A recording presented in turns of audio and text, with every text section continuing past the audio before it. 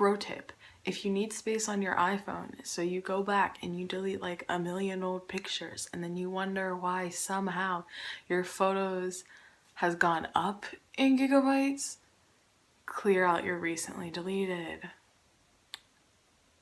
I just freed up like 17 gigs of space, so like, do it. Good morning, guys. Okay, so it's 6 a.m.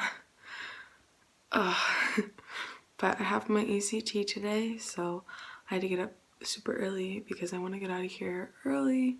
And yeah, I just got dressed. Now I'm gonna go eat breakfast that I prepared last night and print out my ECT ticket and then check my bag and get out of here.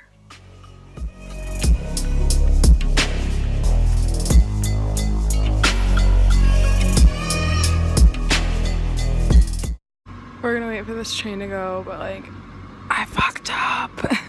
Basically, I didn't leave early enough and I missed the train. I saw it, so I would have to wait 15 minutes to get the next one, and then I have to get a bus, and that was just too close for me. So I got an Uber, and he's like probably coming, but yeah, a waste of my time and money, but you know. So thanks to my fun Uber trip, I'm already half an hour early, except for I don't know where the hell I am. I see this school, but I don't know how to get in it, so I'm walking around this gate. Hopefully it will take me to like the place I'm supposed to be, but I might have to go back the way I came, so like, stay tuned. Okay, yeah, totally decided to turn back. I got kind of far and it was like a business, and I was like, oh no. So yeah, I'm going back the way I came, but also it's 7 a.m. and I've already managed to look gross because my Uber driver was hot, so like, love that. Also, I'm like very, very glad I decided to Uber because I would never have made it here. Lost in a lonely haze, getting it good ain't easy. Hold on to what you got. So basically, that sucked. I'm exhausted. I hate tests. Now I'm lost trying to find my way home, so I'm gonna sit in this random park and eat the rest of my snack.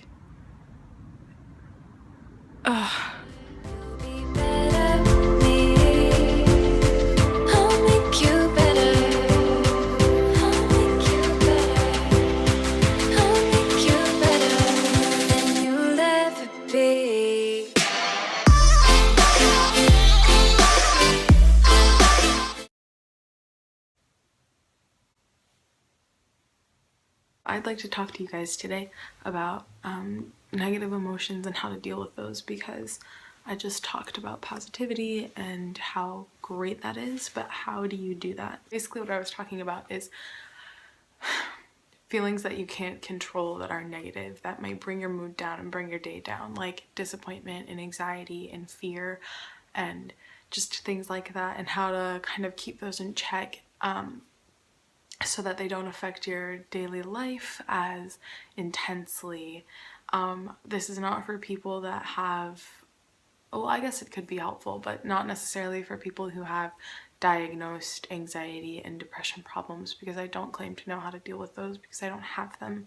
So this is just for your normal everyday people who start feeling down and just don't know what to do with yourself. For me, what really, really works is just looking at what I have and being really grateful and thinking about all the things that I've manifested in the past for myself, and then looking at the manifestations that I have for my life because I've written those out, and just like thinking about those and really, really growing roots and solidifying where I am in my life and where I plan to go. And I don't think that I would be able to get to those places being upset and disappointed and unhappy.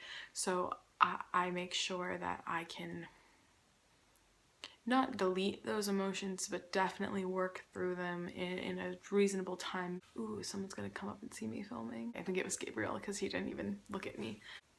There's also a time where you need to assess whether or not those negative emotions are pushing you into the new phase of your life. So if you need to be upset and grieve over something that has happened to help you put it behind yourself in that way to move you forward, then that is an emotion worth keeping. However, if you're just down in the dumps and sitting in your bed every single day and it's not aiding you in becoming a better human being so that you can spread your light and radiance and positivity into the world, then I don't think that it's an emotion that you necessarily can hold on to. And once again, I'm not talking about people who struggle with mental health issues, because I understand in a different way. So it's definitely not something like that, but just normal sadness, normal human beings who sit and they're like, fuck, I just really feel like shit today, and how do I